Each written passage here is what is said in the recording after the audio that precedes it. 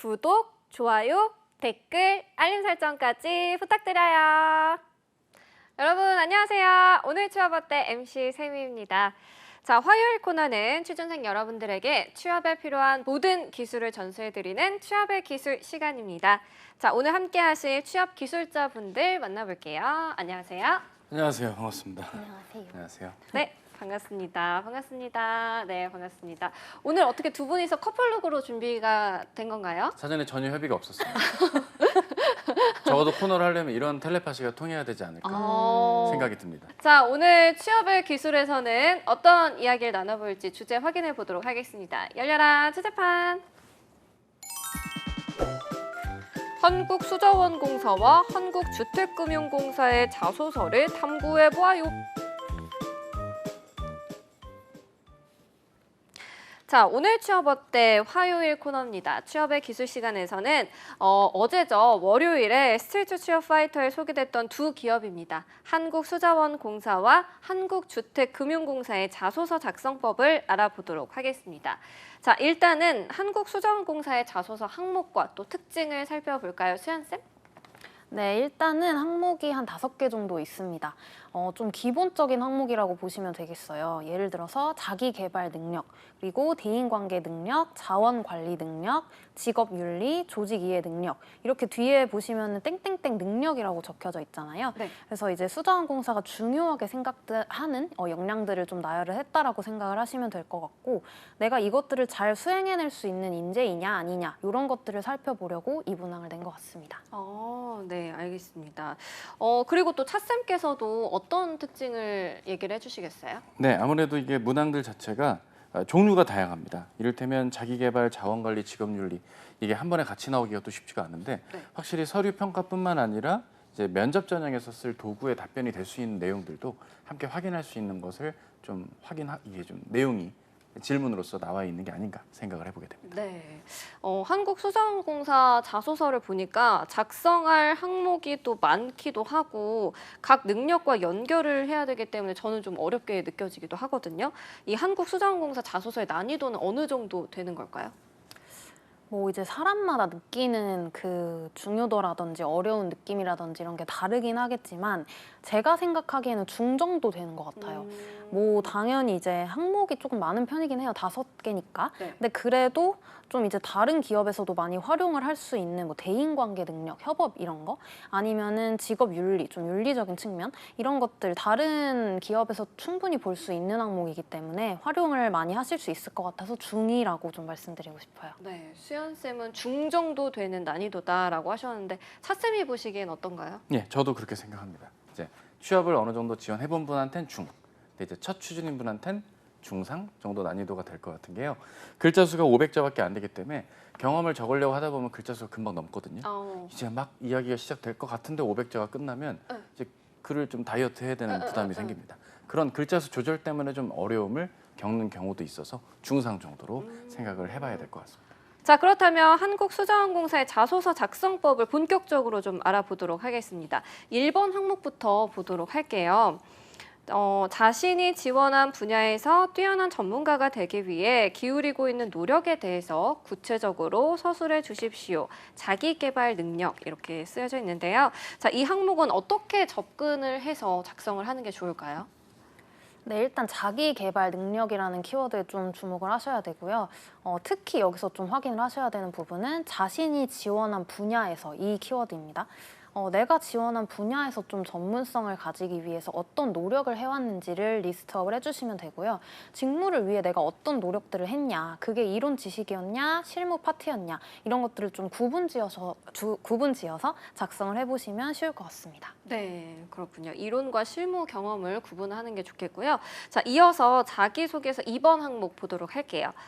다른 사람과 함께 일을 했던 경험에 대해 설명하고 그 경험 속에서 팀워크 형성과 협업을 이루기 위해 구체적으로 어떠한 노력을 했는지 서술해 주십시오. 이건 대인관계 능력이라는 키워드가 또 적혀 있는데요. 이 질문은 또 어떻게 작성하는 게 좋을까요? 예, 아무래도 그 자소서에는 의도가 있기 때문에 네. 의도에 맞게 글을 써주는 게 중요합니다. 입사 후에 협업이 잘 안 되니까 협업 잘 할 줄 아냐고 묻는 문항이라고 보면 되거든요. 협업이 잘 안 될 수밖에 없는 상황적인 요소들, 이를테면 갈등적인 요소가 내포된 배경 아래 본인이 좀 리더로서 리더십을 발휘하는 협업을 했는지, 아니면 팔로워로서 본인이 맡은 역할에 좀 책임감 있게 적극적으로 추진을 했던 부분이 있는지 등등을 좀 확인하고자 이런 문항들이 나온 게 아닐까 싶습니다. 결국 이러한 협업 끝에는 또 업무상의 성과가 나와야 되거든요. 단순히 협업이 잘 됐지 뭐예요 이러면서 그냥 글이 끝날 게 아니라 잘 되었고 그래서 잘 완료되었다, 목표를 이루었다, 성과가 되었다, 뭐 기간 안에 완성했다 정도의 마무리가 같이 나오는 게 중요하겠습니다. 네, 알겠습니다. 근데 사실 코로나 팬데믹으로 인해서 요즘 대학생들이 다른 사람과 이제 만나고 소통하고 협업하는 경험이 좀 줄었을 것 그렇죠. 같거든요. 대인 관계를 경험하거나 좀 외부 활동이 없을 때는 어떻게 해야 될까요? 되게 이런 경우는 온라인으로라도 외부 활동을 했던 기억이 있는 온라인 기자단이라도 조금이라도 경험이 있다면 그 기억을 떠올려 보는 게 좋고요. 그럼에도 아무것도 안 했다고 한다면 결국 그 이전단의 경험들, 학부 이전의 뭐 고교 시절 등의 경험으로 회귀하시는 경향들이 있습니다. 가급적이면 처해 계신 상황 내에서 협업이라고 할 수 있는 최대치를 한번 이끌어내는 게 무엇보다 중요하고요.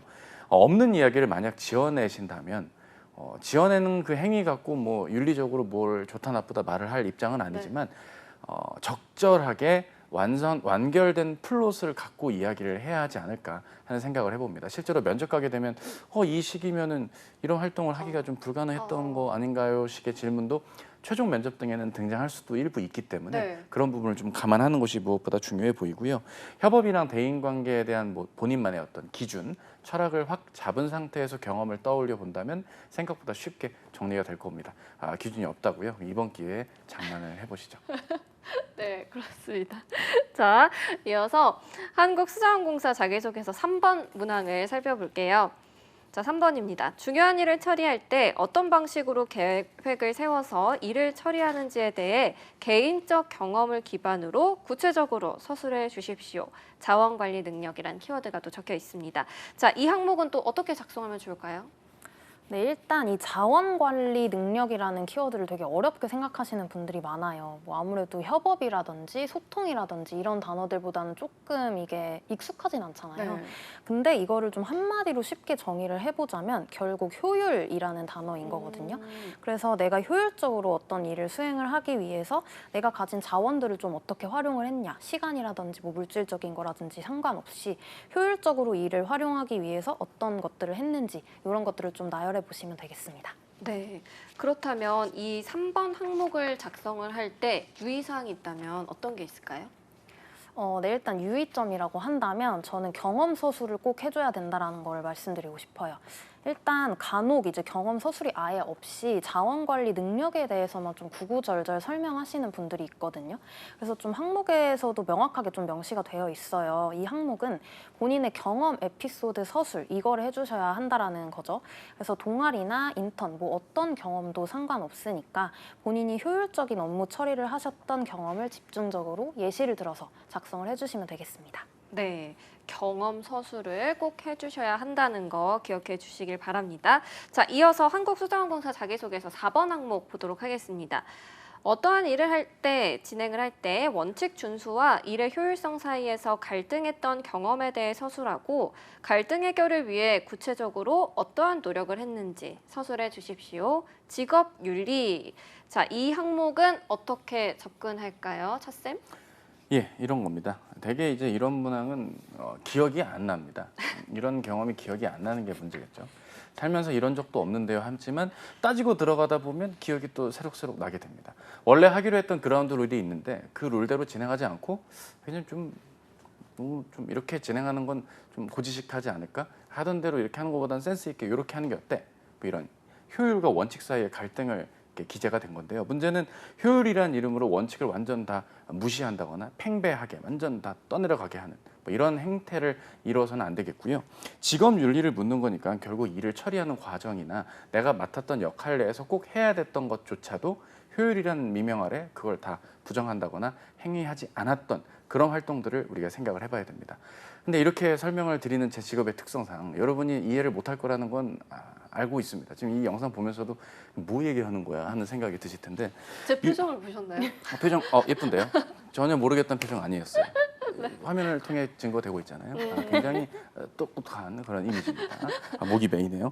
전체적으로 직업윤리는 지켜야 되는 그런 부분이라는 큰 틀 아래서 유연한 접근을 한다 쪽으로 방향을 잡는 글의 구성이 무엇보다 중요해 보입니다. 우리가 어떻게 하기로 했다라는 그라운드 룰이 있었고 그 그라운드 룰 가운데 빌런이 등장을 합니다. 이렇게 하는 것보단 저렇게 하는 게 낫지 않을까 하는 식으로 네. 등장하는 빌런을 잘 다독여주고 원칙 준수 아래 유연함으로 이걸 잘 무마해 나가면서 공동의 목표 달성에 어느 정도 역할을 다 했던 뭐 그런 쪽의 이야기들이 어떨까 싶네요. 네. 근데 이게 또 초반에 말씀해 주셨잖아요. 이런 거 쓰려고 하면 기억이 잘 안 난다. 그렇죠. 기억이 안 나서 끄집어내고 하다 보면 또 무리수를 주게 되거든요. 그렇죠. 어떤 키워드는 쓰면 안 된다 하는 확실한 그런 게 있을까요? 가교, 네? 가교, 가교요? 예, 가교? 브릿지. 브릿지. 좋은 표현이었어요. 오. 수현과 세미 사이에 가교 역할을 했다. 다리 역할을 했다. 다리 역할을 했다. 그런 게 틀린 건 아니고요. 네네. 매우 맞는 말이고 적절할 수도 있지만 어디서 많이 본 듯한 이 느낌은 지겨운- 지울 수도 없습니다. 아. 또 이제 이 경험 말고 다른 경험 없냐고 할 확률도 있는 거니까 그런 부분들은 좀 유의해 보는 게 필요하겠죠. 네, 알겠습니다.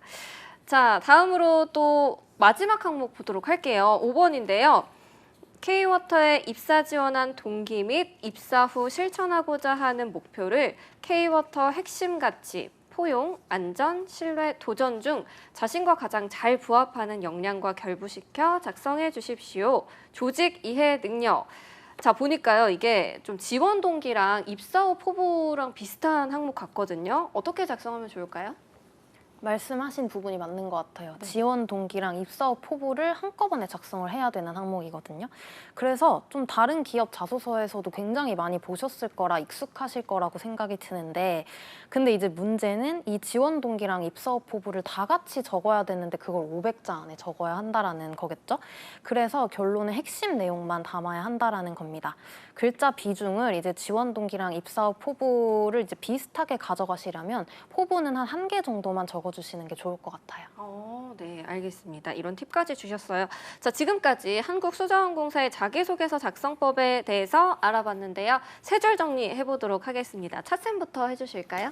예, 일단은 방금 만나봤던 그 문항이 제일 중요한 문항이라고 생각합니다. 지원 동기 문항인 5번 문항이 중요하다.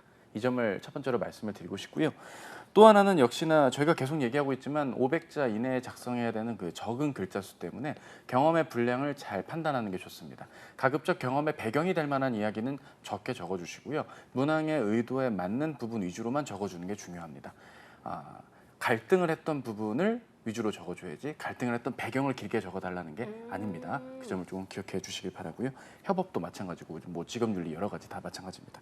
세 번째는 K-워터 블로그, 한국수자원공사의 블로그가 있습니다. 여러분 검색하면 나오거든요. 블로그만 잘 쳐다봐도 생과계로 적을 내용들이 제법 됩니다. 참고할 만한 사항들 해당 블로그를 통해서 만나보시죠.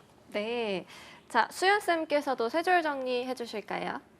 네, 저는 500자이기 때문에 핵심 내용만 적자. 그리고 내가 지원한 분야에 대한 명확한 이해도를 가지고 작성을 하자. 그리고 항목 마지막에 나와 있는 땡땡땡 능력, 이게 잘 드러나는지 꼭 한번 작성을 다 하고 훑어보자입니다. 네, 이렇게 한국수자원공사의 자기소개서 작성법에 대해서 알아봤고요. 이번에는 한국주택금융공사의 작성법에 대해서 알아보도록 하겠습니다. 이 자소서들이 어떤 항목들로 구성이 됐고 어떤 특징들이 있는지 차쌤께서 소개를 해주실까요? 네, 소개해 드리도록 하겠습니다. 해당 기업의 자소서는 700자로 이루어져 있고요.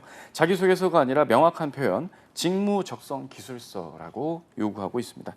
경험 사항들을 적어야 될 항목을 제외한 나머지 5개 문항이 이루어져 있고요.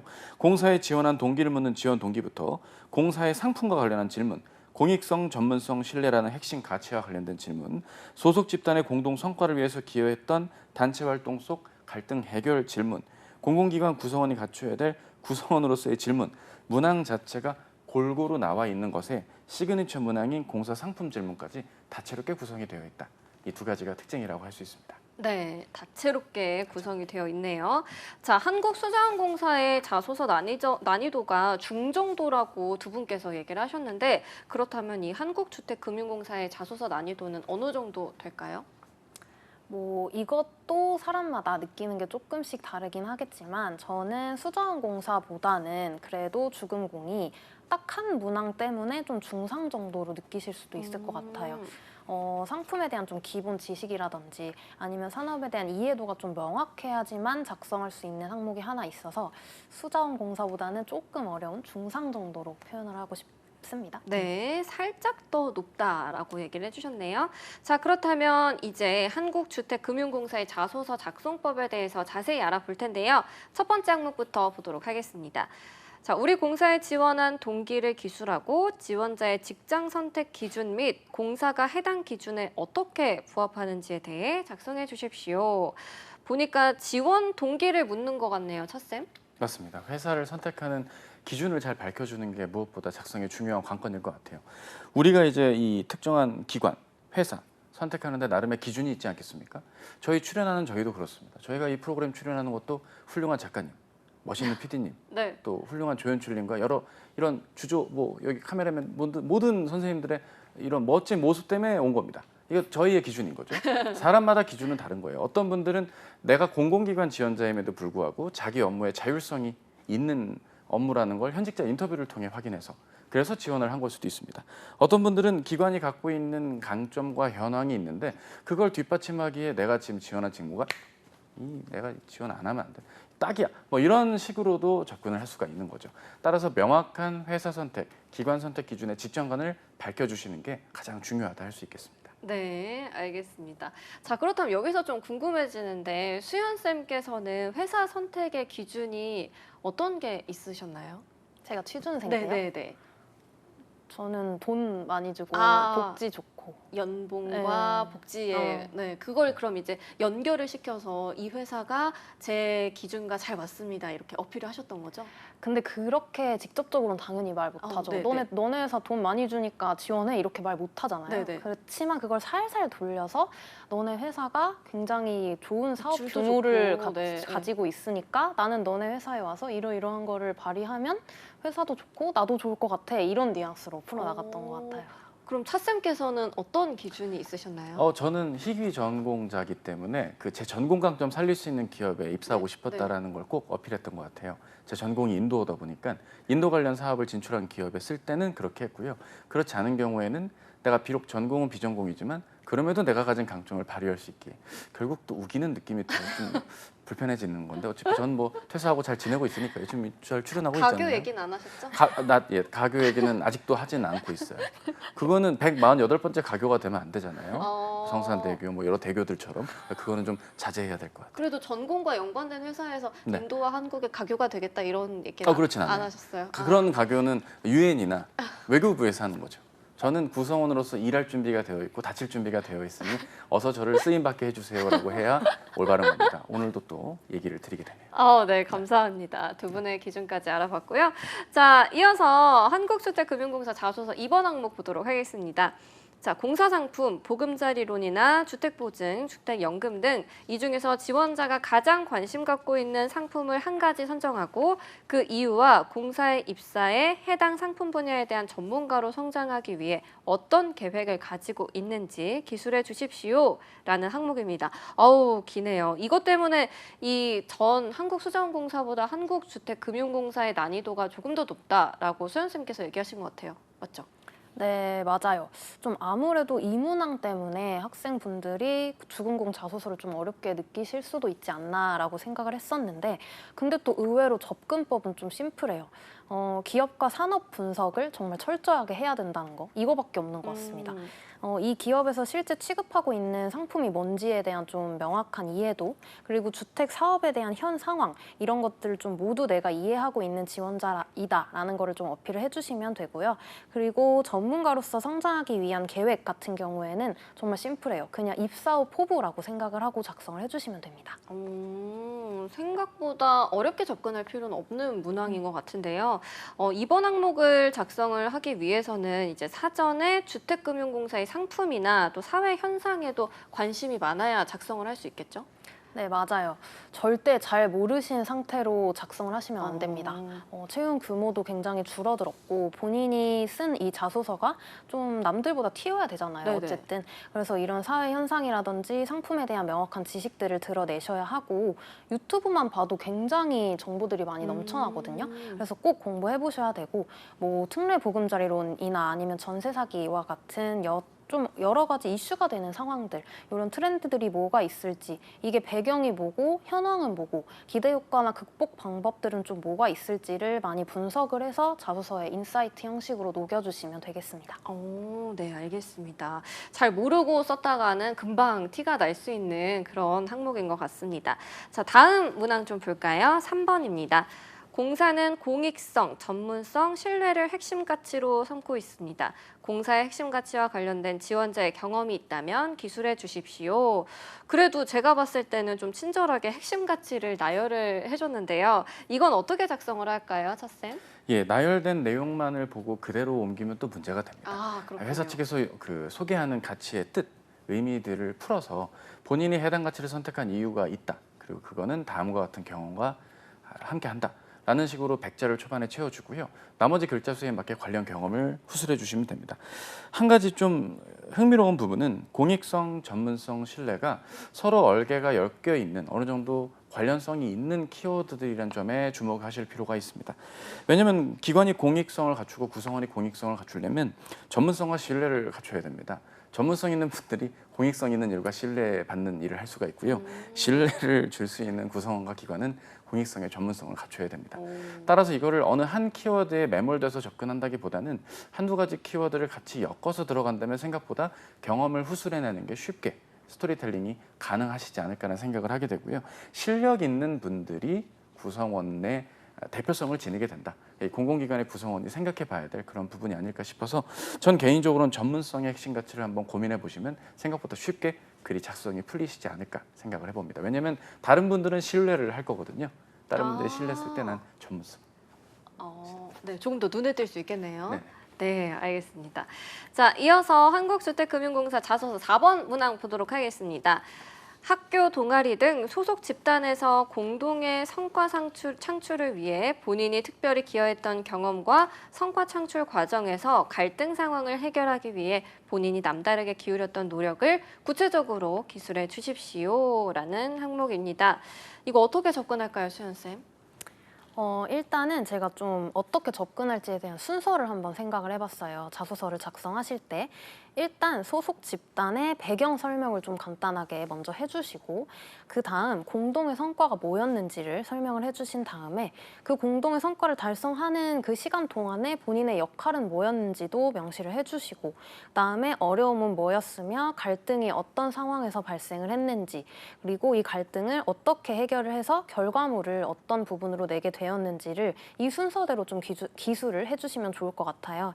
그리고 이제 마지막에 배운 점, 입사 후 이 경험들을 기반으로 어떻게 기여를 할 수 있을지까지 좀 마무리를 지어주시면 좋을 것 같습니다. 네, 알겠습니다. 자, 끝으로 대망의 한국주택금융공사 자소서 5번 문항 보겠습니다. 공공기관 직원으로서 갖춰야 하는 가장 중요한 가치는 무엇이라고 생각하는지 기술하고 본인이 어떻게 이에 부합하는지에 대해서 작성해 주십시오라는 항목입니다. 왠지 좀 가슴이 웅장해지는 것 같은데 이제 공기업의 구성원이 된다면 어떨 것 같으냐 이 지원자의 생각을 묻는 질문인 것 같습니다. 이거 어떻게 작성할까요? 그렇죠. 이거 문항을 보는 순간 왠지 내가 벌써 공공기관 구성원이 될 것 같은 그런 느낌이 드는데 막연하게 소통이나 협업 등의 단어를 써서는 곤란합니다. 철저하게 공공기관이라는 단어, 그 이면에 있는 거의 반공직자적인 마인드랄까요? 그런 가치관을 임각해서 단순히 개인의 편익보다는 구성원을 대표하는 한 직원으로서 전체를 위해서 희생을 하겠다. 공공의 이익을 위해 고민하는 인재가 되겠다 정도가 좋겠고요.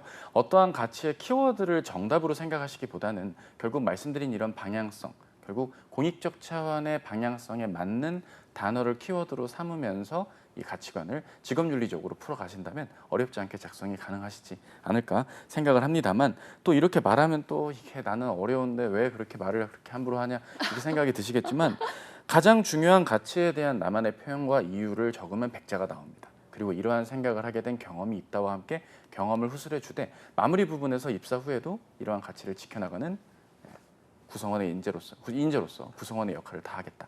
이렇게 마무리해 주시는 정도의 구성이면 어렵지 않게 가능하시지 않을까 싶습니다. 여기도 그럼 가교는 안 되는 거죠? 그 국민과 공공기관의 가교 역할을 하겠다 안 되는 거죠? 글쎄요, 이상형이 가교인 건지 모르겠지만 자꾸 이렇게 질척이시면 네, 적어보십시오. 적으셔도 되는데 가교는 소재 항목에는 적지 말고 문장 중에 어이구 깜빡하고 그냥 스쳐 지나갈 수 있게 한 4번째 줄 오른쪽 하단 정도에 적어주시면 되지 않을까 싶어요. 네. 가교 적어주세요. 알겠습니다. 여러분 잘 아셨죠? 어떤 뜻인지 잘 아셨죠?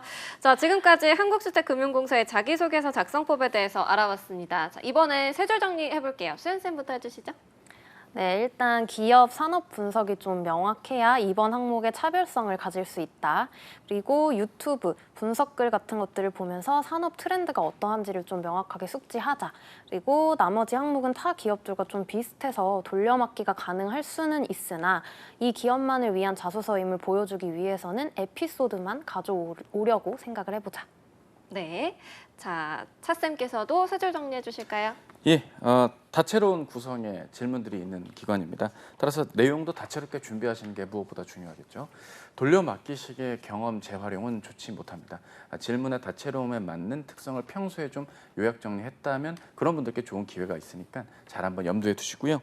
2번 문항의 작성을 너무 어렵게 생각하지 마시고요. 본인이 뭔가 책임져야만 할 것 같은 느낌. 이건 정말 자기소개서에 불과한 직무 적성 기술서니까 사업적인 영역의 보고서라고 생각하진 않으셨으면 좋겠습니다. 부담은 좀 줄이되 충분히 이해한 내용을 적어야 되는 게 2번 문항입니다. 세 번째는 결국 예비 구성원으로서 예비의 공공기관의 구성원이 되었다라는 마인드로 접근을 하신다면 나머지 문항들의 결을 어렵지 않게 잘 소화하실 수 있다고 판단이 되고요. 지금 이 문항들이 많이 어렵다고 판단되신다면 기관에 대한 다양한 정보들을 충분히 찾고 기관의 설립 목적부터 차분히 이해하면 좀 접근이 요원해지지 않을까, 좀 더 수월해지지 않을까 생각을 해봅니다. 네.